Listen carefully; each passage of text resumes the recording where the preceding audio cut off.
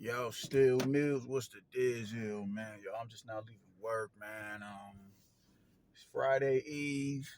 It's cold outside, man. We got a little bit of snow on the ground. We're supposed to get mowed tomorrow, man. So I ain't gonna cap. I'm looking forward to it, man. Like, I love snow up until about February, man. I like to go sledding. I think going sled. We got a Memorial Park up here off 72nd Street, man, going sledding, and with that, man, that shit is live, bro. That shit is all the way live. So I like to do that, but around February, I'm like, all right, my nigga, you can go on about your business now, Brody. So now I'm ready for the sun to come back out. And I like waking up on white Christmases. I just do. But we ain't get that, unfortunately. We ain't got that in a couple of years, but it is what it is. So I'm looking forward to it. Just staying cooped up in the crib and I don't know, eating some what they call that. I don't know what they call. I forget what comfort food. You know what I'm saying?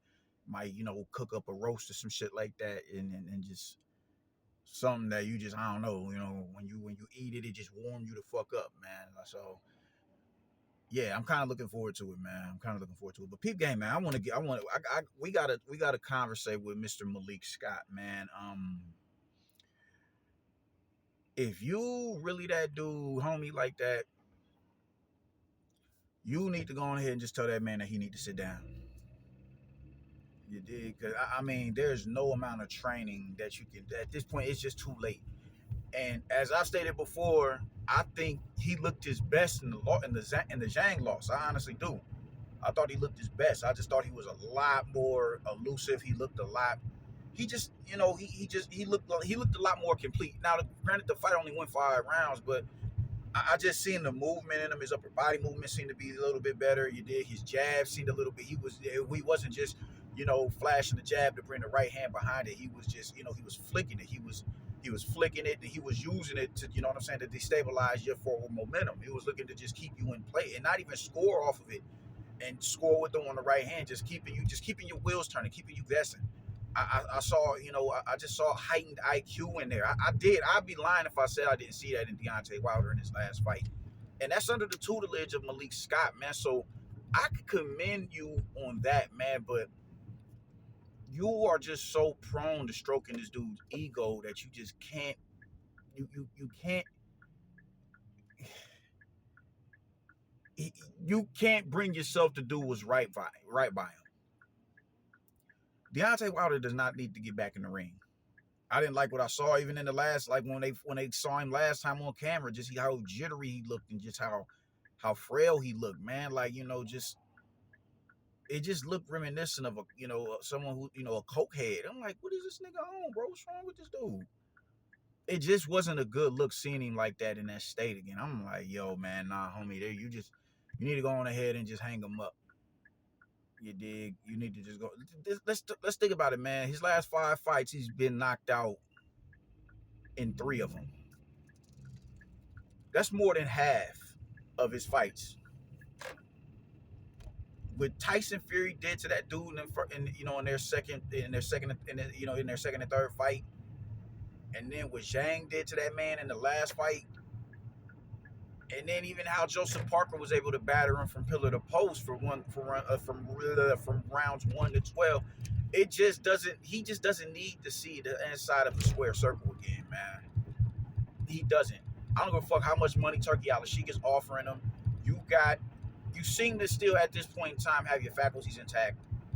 You've made more than enough. Well, not more than enough, because you could have made more had you took that as the zone deal. But you've made enough to where you'll never have to worry about hurting for money again.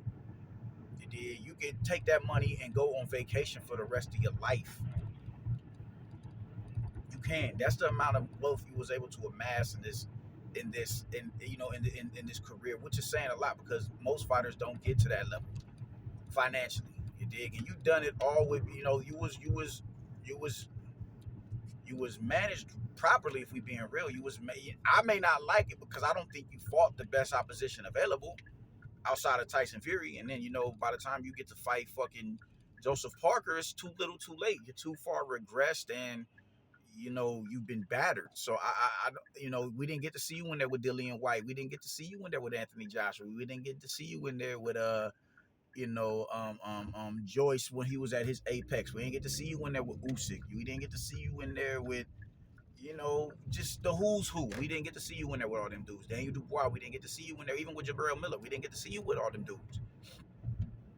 So, but you did go and fight Joseph Parker, and then you fought Zhilei Zhang immediately after. So, just you didn't fight the cream of the crop when it was, when it was bubbling. You honestly didn't. You didn't fight Klitschko, and people was calling for that fight. You dig? So and because of that, I'm just like, nah, bro, I can't fuck with that. It was resume wise, it just isn't a good resume wise. But financially, it's you did what you did what Tank is doing, the path of least resistance.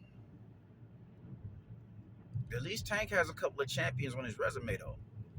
You dig? And you beat Bermain Stavern.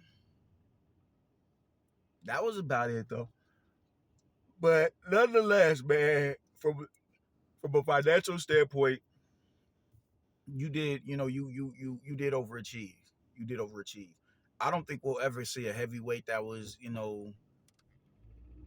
this lackluster in skill reach the heights that you've reached. I don't think we'll ever see that. I honestly don't think that we'll ever see that. But nonetheless, you got to where it is that you needed to go, and I think you need to just go on ahead and hang your flag up, my man. Because let's look at the heavyweight landscape now, bro. Daniel Dubois, Martin Bakole, Caballero.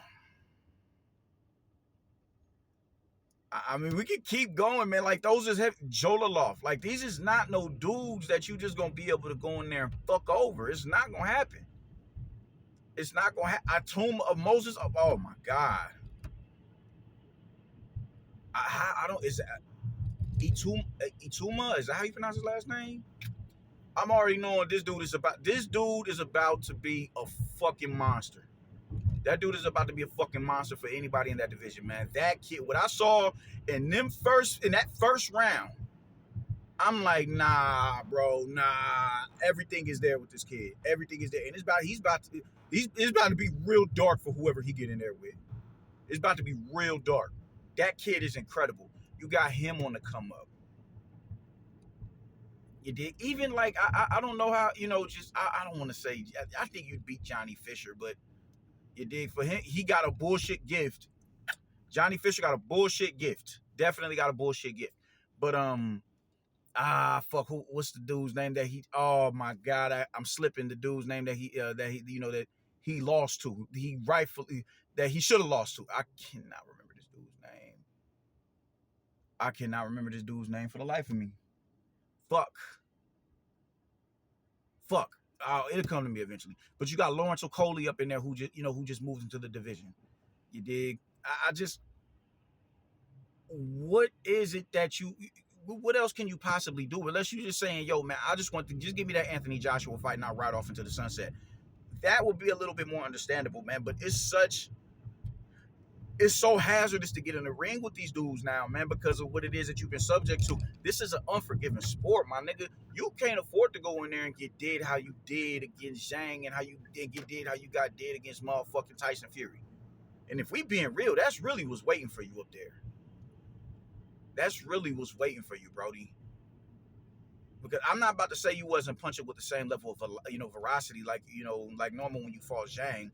I just think Zhang is just a beefy dude that, you're going to have to land that shot with regularity from rounds 1 to 12 in order to get rid of that dude, or for you to even start making an effect, or having an effect on him. So I'm not about to say that you lost the power in your right hand. I'm not saying that, but the thing is, man, you have to, for a lot of these dudes, you're going to have to, do what you did to, what's that nigga name? Why can't I remember all these niggas' name? Oh my God. Dominic Brazil. You're gonna have to do to these niggas what you did to Dominic Brazil, and that gets harder as you move up the rankings. that gets real hard. That gets very hard, bro. You dig? So it's no more Robert Hellenius's and Luis Ortiz up there for you. It's not, because at this stage in your career, you would have no other choice but to get into those big fights, because those are the fights that everybody's going to want to see you in, because we've seen you fight Zhang and Parker. So we're not gonna settle for you fighting Makhmudov. We're not gonna settle for that. We're not gonna settle for that. You have to go in there and go to where the wild things are, where the wild things roam. You're gonna have to do that. And it's just doom and gloom up there. Maybe it ain't, you dig. Maybe you can pull a rabbit, but to go through that access stress is like, bro, why risk it? Why risk it? The tools that you're implementing into your game, I see. I'd be lying if I said I didn't see that shit, man. But that has to be like, you would have to been doing what it is that you're doing now from at least from when you first became a champion. You spent a decade, well over a decade, just being comfortable with fighting the way that you've been fighting. And you got so complacent with it that you was just saying, yo, I don't do this and that. The third, when I go to the gym, I don't jump rope, I don't run, I don't do the heavy bag. I just come in there and do yada, yada, yada. And just, that's a mindset. And now you have to, once you allow that mindset to, subside, you have to actually now go through the work, go through the motions of actually getting in there and doing what it is that you're not normally accustomed to doing. So you had to completely reset your entire boxing identity and your all this shit. And it's just, I just feel like it's just too little too late. And so, if Malik Scott is really your man, he really going to have a sit down with you, bro, because you can't afford, that's just too much punishment on the brain. Neurologically, you don't need to go through that. You do not need to go through that, man. I just, and this ain't even me being facetious or nothing like that. This is me being genuinely worried about another brother.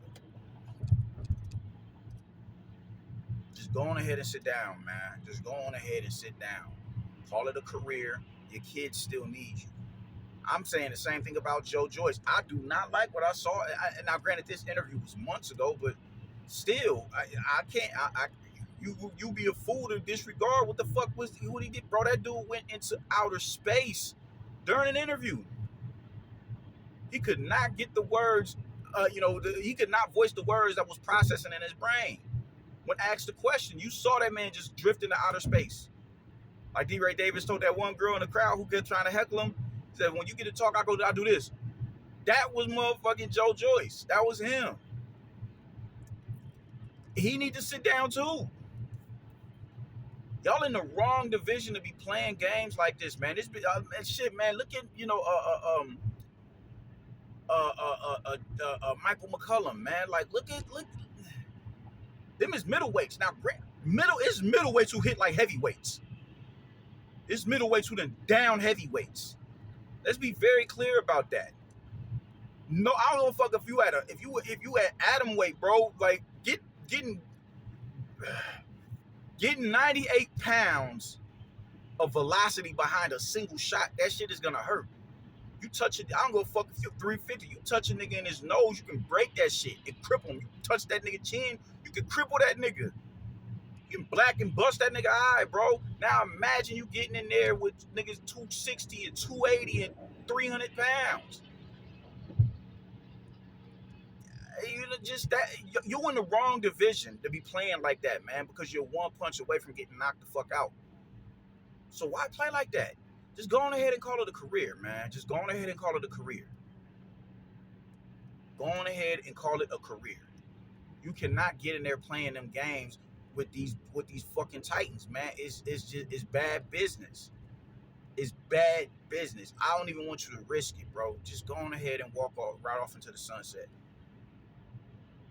And let that, what we see with that, man, what we see with James Toney being punch drunk, just let Tommy Hearns, let that be your guy. Nah, man, let me go on ahead and sit down, man. You young, bro. 30, 39, you young. 39 is young. Live your life, man. You put in all the road work. That you garnered your wealth, everything that you do, man. I don't think I've made $1 million in my lifetime. I never hugged the block. You know what I'm saying? I was never nigga. I was never the nigga to go out there, you know what I'm saying, sell that shit to my people. That was just never my getting. And I've always been too scared of the consequences, man. Listen, man, I'm from 30th and Lincoln Boulevard, man. California Street right down the block, nigga. That was a crack arena when I was growing up, man. It was nothing to go and get put on, but I just never, nah, man, nah, I'm not doing that. I'm not doing that. I'm cool. And I got loved ones whose mama, whose parents have perished due to that narcotic that they was pumping in their system, man. I can't be the nigga to sell you that. Nah, I won't do that. I won't do that. I can't do that. Can't do that. So my point is, I probably ain't made an M. I probably ain't made an M in my life before. So you've made more than enough, man, to sustain yourself for possibly your lifetime and your kids' lifetime and your grandkids' lifetime. Go enjoy that shit. Go enjoy the fruits of your labor. Damn, Martha Street's still open. Go enjoy the fruits of your labor and just ride off into the sunset, man. And if Malik is really your man like that, he gonna tell you the same thing. You do not need to be getting out there and fighting again. You do not need that shit, because it's gonna get dark. It's gonna get dark for you. It's gonna get dark for you, man. And I think it's because just you have yet to come to the conclusion that I'm just not that guy. I'm not that guy. You know what I'm saying? You going around telling motherfuckers that your arm was broken, you didn't realize it was broke. There's no way in hell you don't realize your arm is broke. This is the main this is your only weapon in the fucking ring that you can strike with. This is your only weapon. And you telling me you can't notice that it's a strain in your only weapon? You can't tell me that? You don't know that? Or was it the cryo chamber? You dig? Like, just come on, man. It's gonna be fucked up, a fucked up pill to swallow, but you gotta swallow that pill, Brody. You got to. Yeah, because I'm just saying, man. You just need to go on ahead, and I don't say that about people who lose or even get knocked out, because there's always light at the end of the tunnel. You dig? Just because you lose, this is boxing, as I've stated before. It's only a certain amount of people that are worthy to be in the ring with you. It's only a certain amount of people on Earth. On Earth, there's only a certain amount of people worthy to be in the ring with you. So if you get knocked out, or you lose, you get knocked out, it comes with the territory, it comes with the sport. So I don't denigrate you for that. I'll throw my shade if it's someone that y'all super dragging, but I don't, I'm like, nah, man, he'll be all right. I like it. I am what Jaime Munguia. He'll be all right. Anthony Joshua, he'll be all right. He'll come back. I said that about you in the first Fury fight, and the second Fury fight. He'll be back. He'll be all right. But 3 out of 5 fights in and a knockout is just not something that is to be trifled with, man.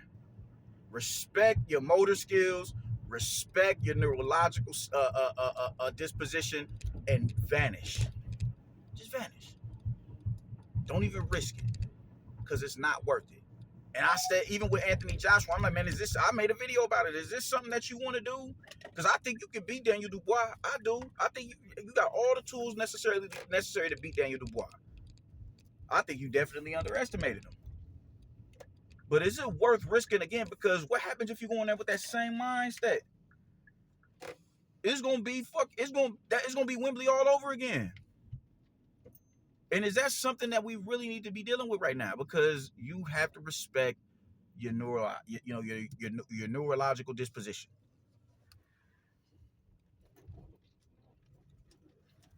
Food for thought, man. Malik, if that's your man like that, go and tell that nigga to sit down, bro, because it's gonna get ugly. I swear to God, it's gonna get ugly. That's being a real homie, not stroking his ego, my nigga. And that's pretty much all I gotta say about it, man. Friday Eve, tomorrow Friday. I don't know if it's any big fights coming on, but I'm chilling regardless. I'm about to run back Ninja Guy, and then I'm getting on motherfucking Undisputed as well, and 2K if a nigga want to get crashed. So Deuces. I'm out here.